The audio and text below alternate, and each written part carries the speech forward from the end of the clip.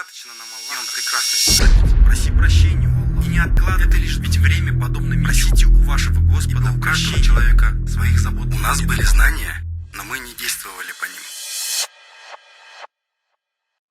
Далее Мухаммад Фадль ибн Ашум из Туниса, великий ученый был, он говорил однажды, он шел на минбар и сказал: нет блага в ваших молитвах, пока ваши женщины раздеты, и провел хутбу. Все.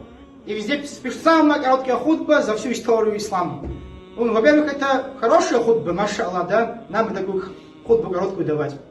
А во-вторых, это не самая короткая хутба. Самая короткая хутба в исламе это хутба Усмана ибн Аффана, когда он зашел на минбар, после того, как Умар убили, да, он сказал «Альхамдулилля», заплакал, спустился, и они совершили намаз.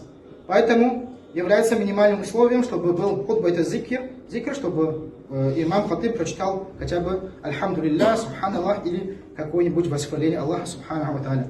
Поэтому, как Уварам шейх сказал, действительно нет блага в наших молитвах, пока наши женщины раздеты.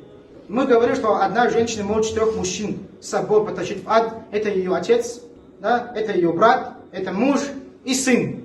Отец не уследил, брат не уследил, она полголой ходит. Вышла замуж, опять муж не следит за ней. Сын родился, уже взрослый, опять он тоже не следит за ней. В этом случае 4 мужчины будут нести ответственность за эту одну женщину.